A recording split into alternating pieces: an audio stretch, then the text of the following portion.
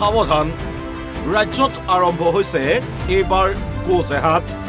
হিমন্ত বিশ্ব শৰ্মাৰ কেবিনেটে ৰাজহুৱা স্থান আৰু হোটেল ৰেষ্টুৰাঁত গোমাংস নিষিদ্ধ কৰাৰ পাছতেই ৰাজ্যৰ বিভিন্ন স্থানত আৰম্ভ হৈছে গোজেহাট এই গোজেহাটৰ বাবে এতিয়া নিদ্ৰা হৰিছে সামগুৰিবাসীৰ গাঁৱে গাঁৱে পহৰা দিও ৰোধ কৰাত ব্যৰ্থ হৈছে গোজেহাট খিলঞ্জীয়া লোকসকলৰ গৰু ছাগলীৰ ওপৰত এতিয়া চকু পৰিছে একাংশ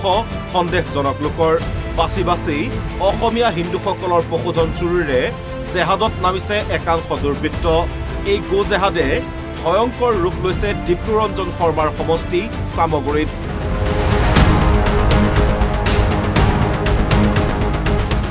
বিজেপিৰ জয়ৰ পাছতেই সমষ্টিটোত একাংশই সূচনা কৰি দিছে গোজেহাট সামগুৰিৰ ভেলৌগুৰিৰ গোলাপ শইকীয়া নামৰ এই কৃষকজনৰ গোহালিৰ পৰা দুবাৰকৈ চোৰে লৈ গ'ল পশুধন বুধবাৰে নিশাও গোলাপ শইকীয়াৰ গোহালিৰ পৰা চুৰি হ'ল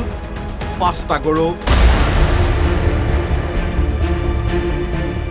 গোজেহাট ৰোধৰ বাবে সামগুৰিৰ হিন্দু গাঁওসমূহত পহৰাৰ ব্যৱস্থা কৰা হৈছিল যদিও পহৰাৰ মাজতেই গোলাপ শইকীয়াৰ 5টাকৈ গৰু চুৰি হ'ল বুধবাৰে নিশা ৰাতি মানে আমাৰ গাঁৱত পহৰা থাকেই থকাৰ পিছত মই 2টা বজাত বাহিৰত পেচাব কৰিবলৈ উঠিছো উঠোতে গৰুকেইটা আছে টৰ্চ মাৰি মই চাইছো তাৰপিছত আকৌ 4টা বজাত মই উঠা নাই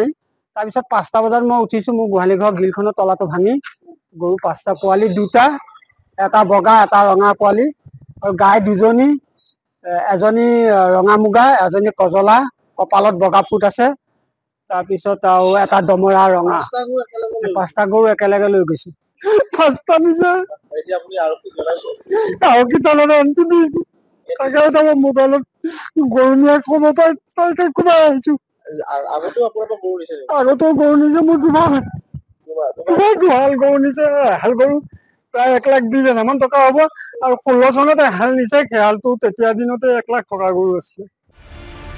গৰু চুৰি কাণ্ডই সামগুৰিত চাঞ্চল্যৰ সৃষ্টি কৰাৰ সময়তেই সামগুৰিৰ বিভিন্ন অঞ্চলত গো মাংস মুকলিকৈ বিক্ৰী হোৱাৰ দৃশ্য বন্দী হৈছে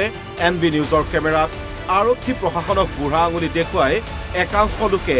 সামগুৰিৰ ভিন্ন প্ৰান্তত এনেদৰে অব্যাহত ৰাখিছে গো মাংসৰ ৰমৰমীয়া ব্যৱসায়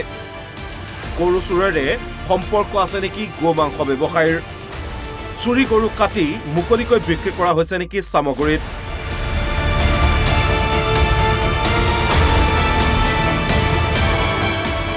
গৰু চুৰিৰ ধাৰাবাহিক ঘটনা আৰু গো মাংসৰ অবাধ মুকলি বিক্ৰীয়ে এই প্ৰশ্নৰ উদ্বেগ ঘটাইছে সামগুৰিৰ ৰাইজৰ মাজত ব্যুৰো ৰিপৰ্ট NB নিউজ